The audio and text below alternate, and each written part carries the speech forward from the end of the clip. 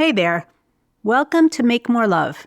This is the show for driven entrepreneurial men who want their life to be about more than just business success. They also want a passionate, aligned, and fun relationship with their spouse that lasts a lifetime.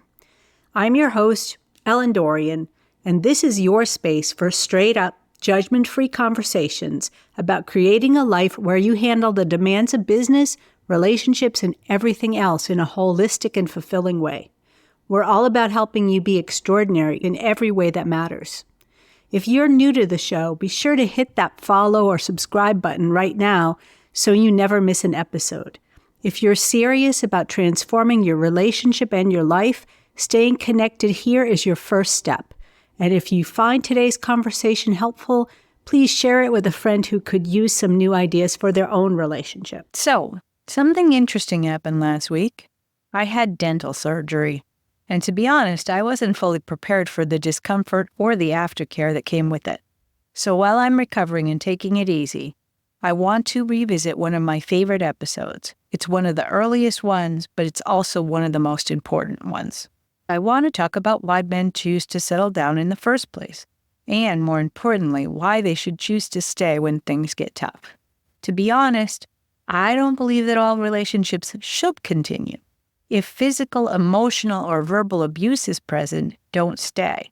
If substance abuse is present and the person is unwilling to address it, then don't stay. If you keep on wanting to hurt each other in any way, if either one of you is unwilling or unable to stop, then don't stay. That seems logical, right? But that's enough of that. Let's focus on when we can and want to do something about our relationships. Most people get into committed relationships to fulfill key needs and desires that can be hard to meet in any other way. Here are the 5 most common reasons that men have given me for choosing a long-term committed relationship.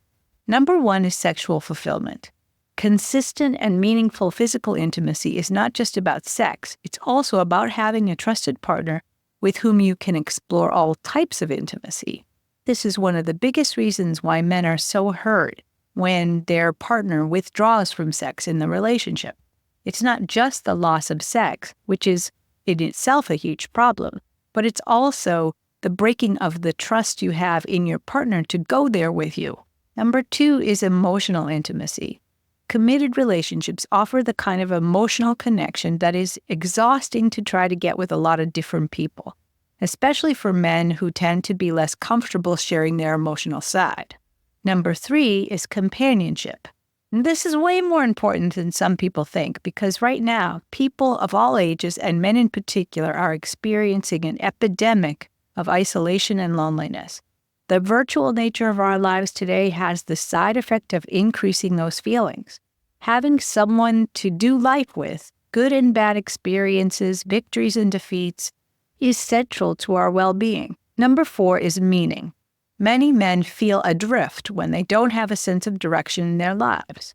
Without that, they tend to work too much, eat and drink too much, sleep around too much, and find other unhealthy distractions to occupy their time and attention, leaving them feeling empty. Number 5 is legacy.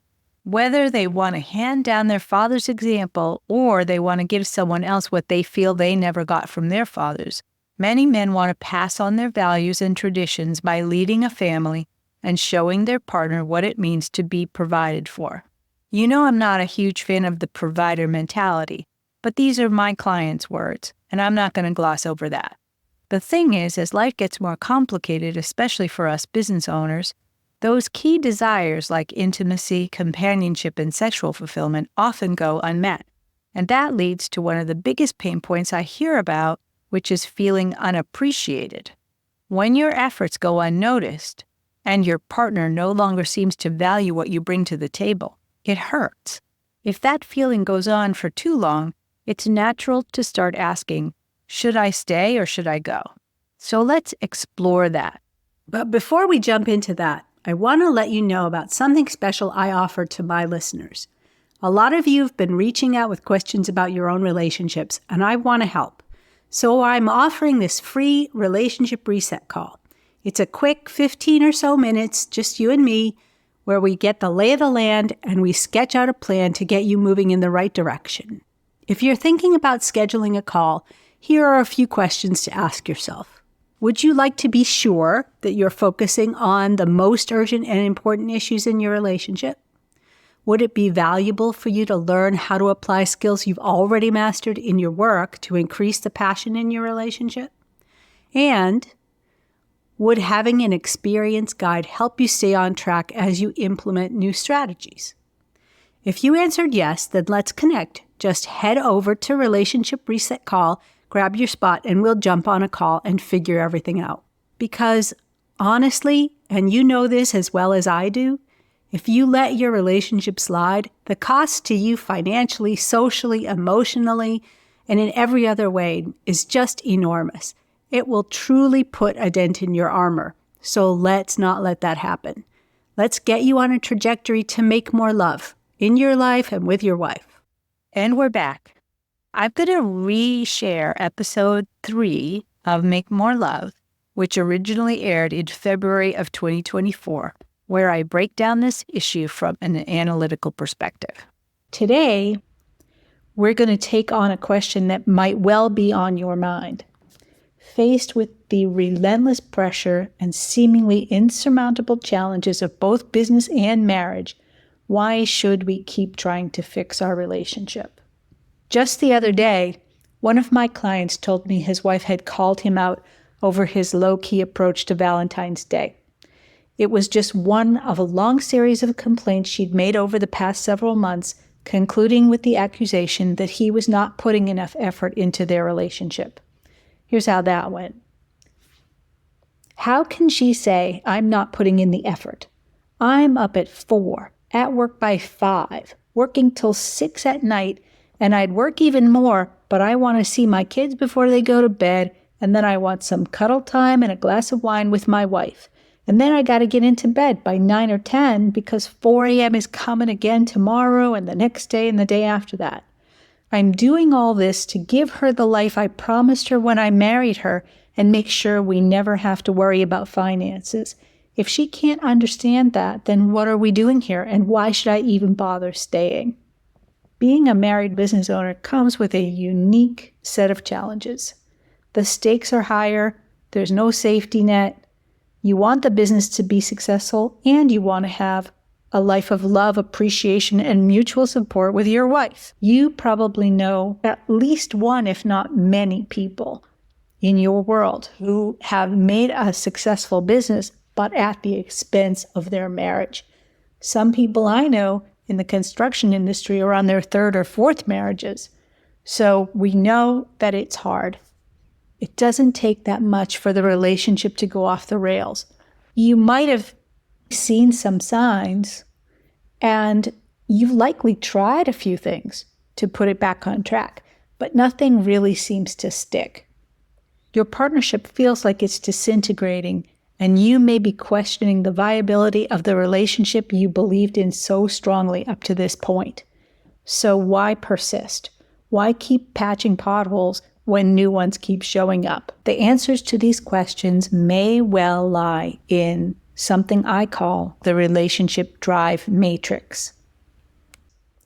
I believe there are 2 drives that motivate us to get into relationships in the first place, and that can also motivate us to keep working on them. Imagine a graph built on 2 axes. Yes, like you learned in high school geometry. Okay? The x-axis represents the emotional drive, which is to avoid pain and increase joy in your life. The y-axis represents the social drive to reduce isolation and increase connection. So what you have now is a graph with 4 quadrants that represent 4 relationship situations you might find yourself in. I hope you can see this in your head. So in quadrant 1, which if you're visualizing this is probably in the lower left, we have the quadrant of sadness and loneliness. In this quadrant, you're grappling with both emotional pain and a sense of isolation in your relationship. It's a stark reminder of why we yearn for more and why we seek to escape this desolate corner. In quadrant 2, which if you're picturing this in your head, is the upper left quadrant. Here, you've got the structure of connection, but there's no joy, which makes that connection feel more like a dependency and a liability. And you may feel like a martyr to the cause of sticking it out in a marriage that isn't serving your higher needs. You may fall back on a sense of honor that keeps you in place.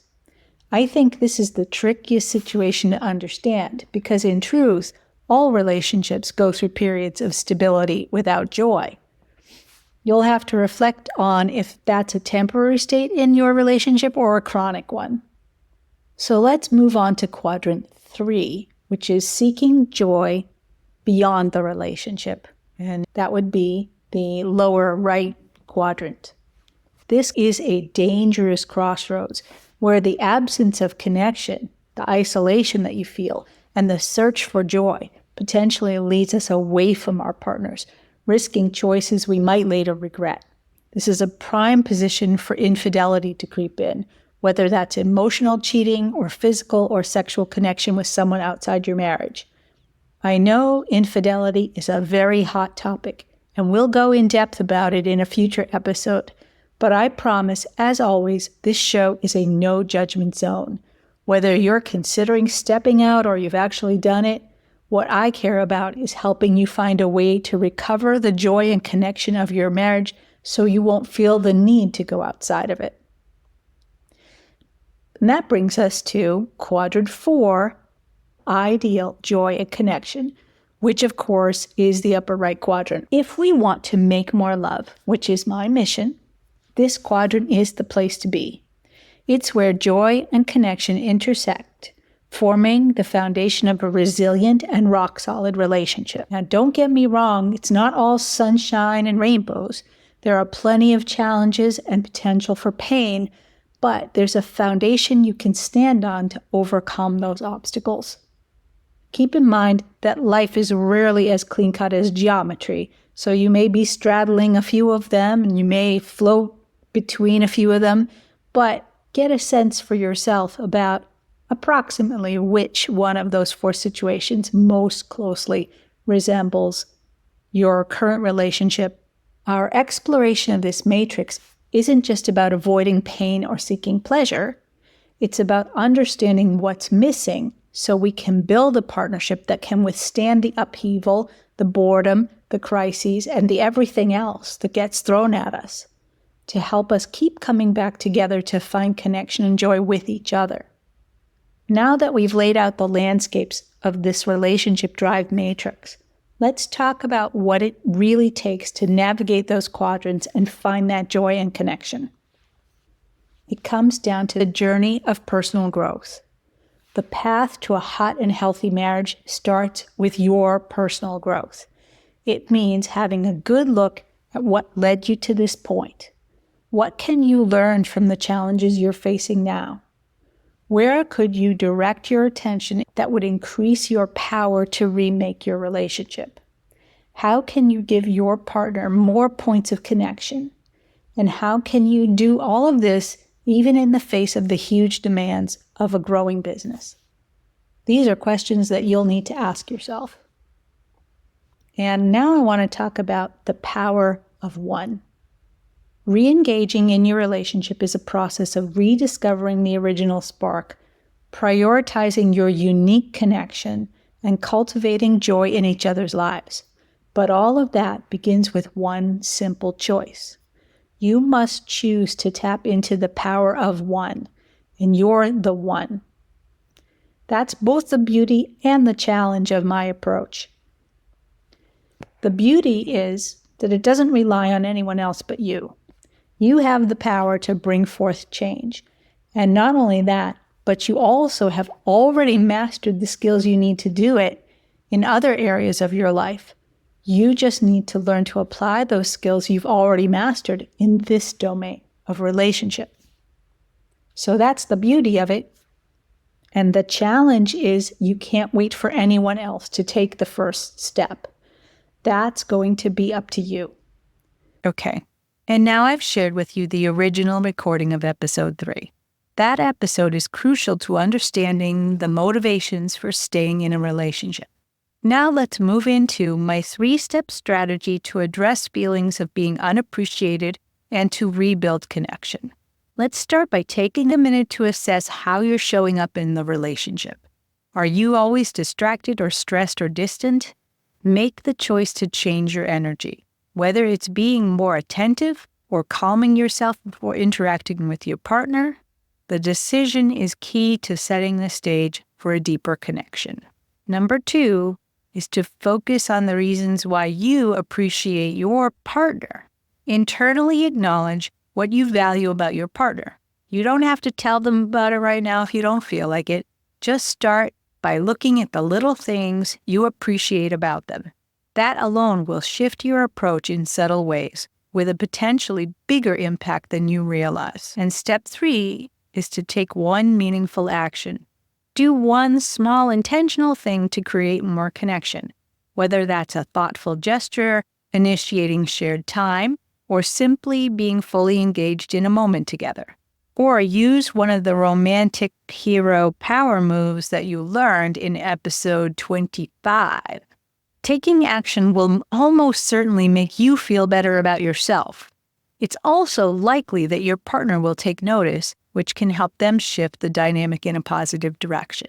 So that's the 3-step strategy to address feeling unappreciated and rebuild connection. You can start anytime you want. Just go ahead and give it a try. Before we wrap up, here are 3 key points I hope you'll take away from today's episode. Number 1 is on choosing to work on your relationship. Men often seek a committed relationship for reasons like sexual fulfillment, intimacy, companionship, meaning, and legacy. Reflecting on why you made this choice can help ground your decisions when your relationship faces challenges. Number 2, a strong relationship begins with your personal growth. Take time to reflect on your role and think about what small changes you can make to foster more connection and presence in your marriage. And number 3 is that you hold the power to create change. Through the power of one, and the one is you can take proactive steps to improve your relationship. You don't need to wait for your partner to act. Simple, intentional actions from you can make a significant difference in the overall dynamic. All right. I hope today's episode added some real value to your life. If you are ready for more support, ideas, or just someone to brainstorm with, here are 3 ways to get that. 1 is to join our private and free Passionate Partners Insider community on Facebook for exclusive content and resources. Number 2 is to visit our website and our social channels to learn more about our programs, workshops, and private coaching options. That's passionatepartnersproject.com. And number 3, if you want to dive into your specific situation, book a free relationship reset call with me. Whether it's a minor tune-up or a major overhaul, we'll make a plan to get you back on track. Just head over to relationshipresetcall.com to set that up. You'll find everything you need, including the links to everything I've mentioned and my personal email right in the show notes. I'll be here whenever you're ready. And now I've got a request. I could really use your help to get the word out about Make More Love.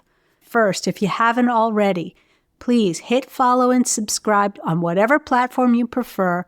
And when you do that, it helps more people find the show, and it makes sure you don't miss anything. And second, even more important, leaving a review will really help me grow our community so we can reach even more people. And finally, if you know someone who's struggling in their relationship, please share the show with them. A simple share from you could be life-changing for them. So thank you so much for spreading the word. I'm Ellen Dorian. That's what I've got for you today. I believe you had good reasons for choosing the partner you have. My mission is to help you reconnect with those reasons and discover new ways to make more love in your life and with your wife.